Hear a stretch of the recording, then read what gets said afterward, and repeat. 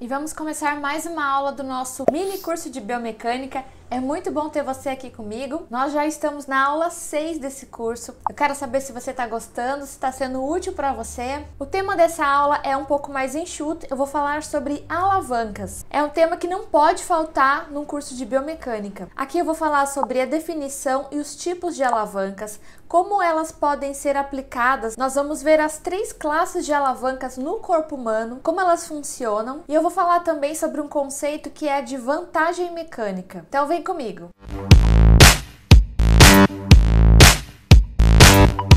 Seja muito bem-vindo, você está no canal Além da Cinesioterapia. Eu sou a professora Glaucia Gonzaga e aqui vocês já sabem que é o nosso espaço para falar de exercícios terapêuticos. Eu estou oferecendo essa playlist exclusivamente sobre biomecânica porque é um assunto que dá base para a gente entender a cinesioterapia. Se você caiu de paraquedas aqui nessa aula 6, eu recomendo fortemente que você volte lá para assistir a aula 1. Eu vou deixar o link aqui na descrição para você. Começando do começo, o seu aproveitamento vai ser maior e vai fazer mais sentido para você. Essas aulas estão uma encadeadas nas outras, então é muito importante que você siga-as na sequência.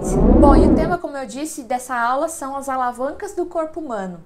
Mas para a gente entender as alavancas no corpo humano, a gente precisa primeiro entender o que é uma alavanca. Não é novidade para ninguém que a gente traz muitos conceitos da física para entender o corpo humano, e aqui não vai ser diferente. Então, o que é uma alavanca? A gente pode pegar essa definição com base em diversos autores, mas eu preferi trazer a definição do dicionário. A alavanca é definida como uma máquina simples, constituída de uma barra rígida, móvel em torno de um ponto fixo e sobre a qual atuam duas forças. A primeira, que é a força motriz, e a segunda, que é a resistência. As alavancas também são definidas como máquinas que são capazes de multiplicar a força que é aplicada a um corpo ou objeto quando apoiadas em um ponto fixo, ou ainda como uma haste ou uma barra que, sob a ação de forças, pode ou não girar ao redor de um ponto de apoio ou eixo. No corpo humano, as alavancas sempre vão ter esses 3 elementos: a articulação,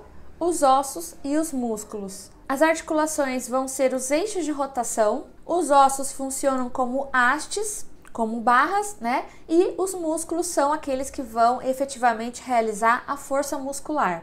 Ou seja, quando a gente fala lá na definição da ação de forças, uma delas e uma das mais importantes é a força muscular.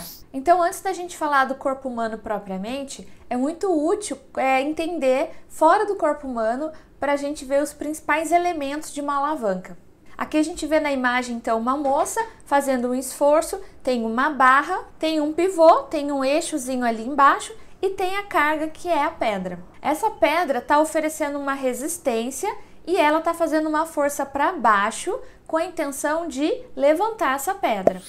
Então, se a gente fosse aplicar isso, transferir isso para o corpo humano, essa haste, né, esse braço de alavanca seriam os ossos, essa força que ela está fazendo para baixo seria a força muscular, e essa pedra poderia ser algum tipo de resistência que estaria sendo oferecida a esse músculo. O que é curioso nesse mundo das alavancas é que, se a gente mudar aquele pivô, aquele eixo de rotação de lugar, isso muda completamente o jogo. E por isso a gente vai falar nessa aula que existem 3 tipos de alavancas. E em cada uma delas, esse eixo, esse pivô vai estar num local diferente. Antes da gente falar das classificações das classes de alavancas propriamente, eu queria reforçar esse conceito com vocês. Então, olha aqui na seta verde, um esforço que está sendo realizado numa ponta, o pivô, que é aquele triângulozinho ali, que pode ser articulação, que nesse caso está no meio, e a carga que está sendo aplicada ali na seta vermelha. Essa imagem lembra muito aquele brinquedo das crianças, né? Aquela gangorra. A gangorra é um tipo de alavanca. Então, quando a gente está lá brincando com os nossos filhos, né, com os nossos sobrinhos, o que acontece? De um lado tem uma criança com um determinado peso, com uma força-peso, o eixo está no meio ali, né, tem uma barra e tem um eixo nessa articulação, e do outro lado, alguém tem que fazer um esforço ou outra criança tem que sentar ali para fazer esse contrapeso. E assim elas vão se alternando. Aqui a gente pode reparar que o pivô, né, o eixo, está localizado num outro ponto comparado àquele anterior da moça. E isso vai gerar repercussões diferentes no corpo humano também. Quais são as forças que agem sobre uma alavanca?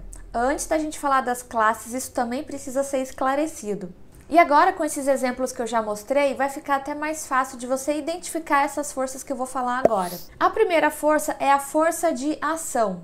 Então pensa naquela pessoa que está fazendo força para a gangorra levantar do outro lado. Ela faz força para baixo e a gangorra está levantando do outro lado com a outra criança ali na extremidade. Nós temos também a força de resistência, que é essa força peso dessa criança que está desse outro lado. E nós também temos a força de reação no eixo, que está acontecendo justamente ali no pivô, no eixo da articulação.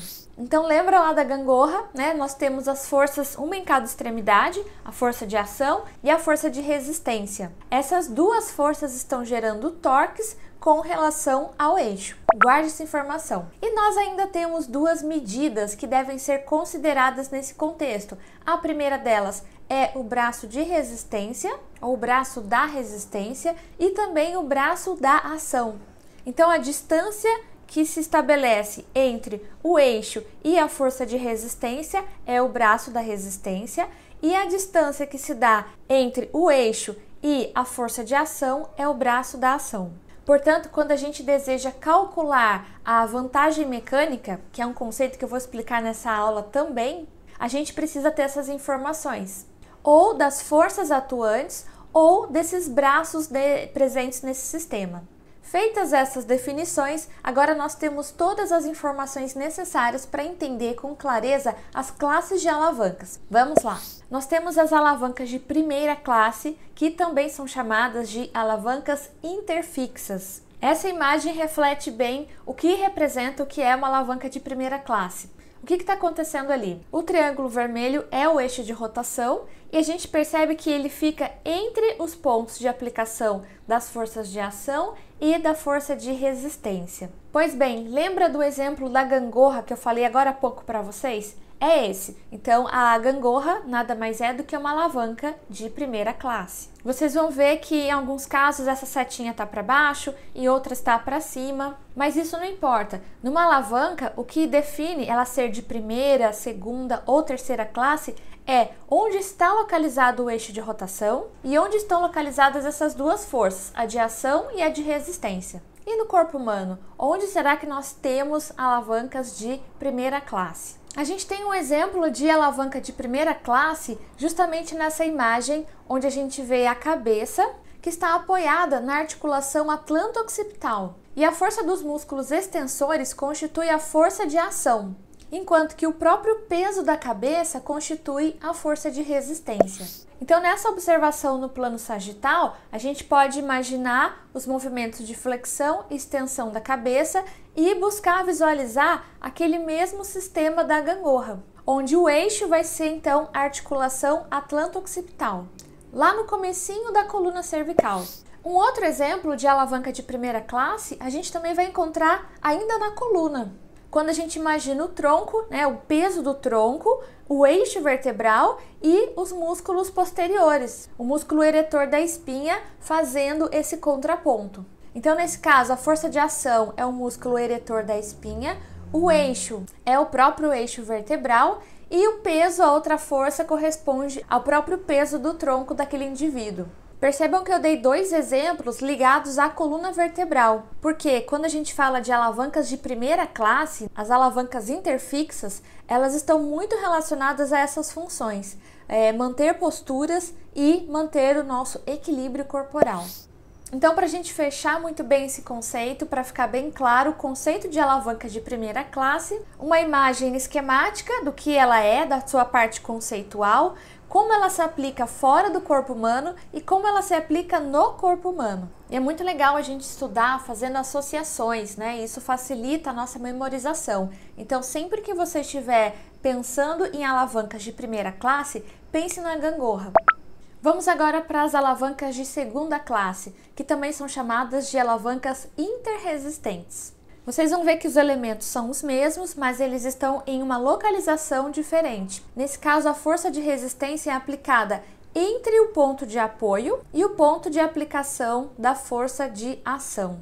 Antes da gente falar do corpo humano, eu vou dar um exemplo bem prático também, que é aquele carrinho de construção, sabe? Quando a pessoa está segurando aquele carrinho, um carrinho de mão, né? E ele tem uma rodinha lá na frente. Olha o que está acontecendo ali embaixo. Então, a rodinha é o eixo. Onde está a rodinha ali é o eixo da articulação, assim digamos. O carrinho está carregado, então esses materiais vão oferecer uma resistência e a pessoa tem que fazer uma força para cima para vencer essa resistência. Só que o eixo da articulação está lá no final, está lá na frente. Se a gente transferir isso para o corpo humano, a gente tem uma região na qual isso acontece, que é lá na região do tornozelo e pé. Então imagine as articulações metatarso-falângicas. Ali vai ser o eixo da articulação. A setinha para baixo corresponde ao peso corporal e a seta vermelha para cima corresponde ao esforço, à musculatura, né, a ação muscular que tem que ser feita para vencer essa resistência.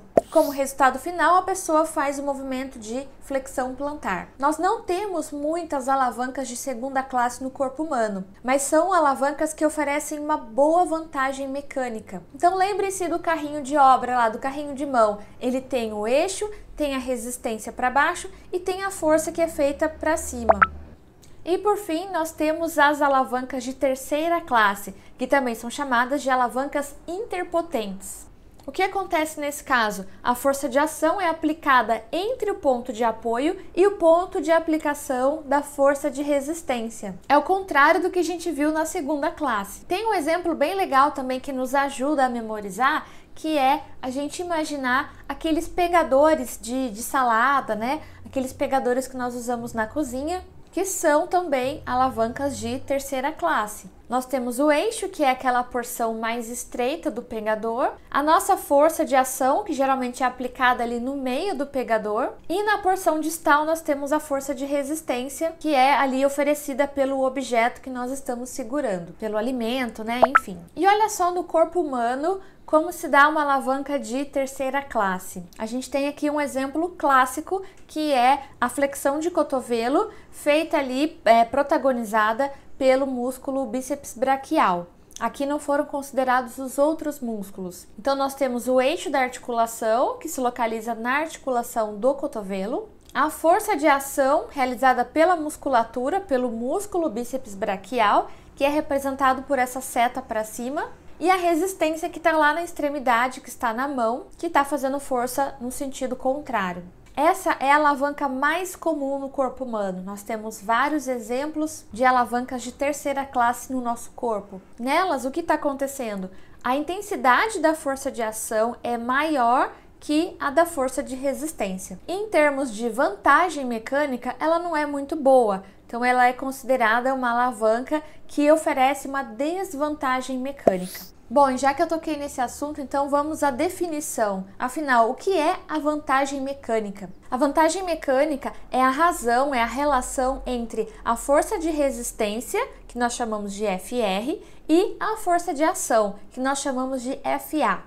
Ou seja, quantas vezes a primeira, né, a força de resistência, é maior do que a força de ação. Quando a gente divide força de resistência pela força de ação, a resultante é a vantagem mecânica. Quanto maior for a vantagem mecânica no sistema, menor vai ser o esforço necessário para uma certa tarefa ser realizada. Então, para a gente calcular a vantagem mecânica nesse método, nós temos que ter acesso a essas informações, a força de ação e a força de resistência, o que não é tão simples assim. Então, existe uma outra forma, um outro método de se calcular a vantagem mecânica que eu vou apresentar agora para vocês. Uma maneira alternativa de se calcular a vantagem mecânica é fazendo a relação entre o braço de ação e o braço da resistência. Esse método é mais fácil porque você consegue acessar essas informações com uma relativa facilidade. Basta você, então, para calcular o braço de ação, medir a distância entre o eixo e a extremidade desse ponto, desse braço de ação. E para calcular o braço de resistência, você também vai medir a partir do eixo da articulação até a extremidade desse braço da resistência. A gente pode colocar isso em prática pensando, por exemplo, numa alavanca de terceira classe, que é aquela alavanca interpotente. Nas alavancas de terceira classe, nós temos o braço da resistência sempre maior do que o braço de ação. Sendo o denominador maior do que o numerador, então a gente sabe que esse valor de vantagem mecânica sempre vai ser um valor baixo. Por isso a gente fala que as alavancas de terceira classe oferecem uma desvantagem mecânica, diferentemente do que acontece nas alavancas de segunda classe. Vamos ver esse caso então. Olha só, lá na nossa alavanca de segunda classe, nós temos o braço de ação sendo maior do que o braço da resistência. Então, voltamos lá na fórmula, vantagem mecânica é igual a dA dividido pelo dr. Então, isso vai nos dar valores muito maiores de Vm. Portanto, as alavancas de segunda classe ou interresistentes são alavancas que nos oferecem uma boa vantagem mecânica. Essa aula foi um pouco mais breve do que as anteriores. Eu achei importante enfatizar esse tema alavancas, afinal é um tema básico dentro da biomecânica.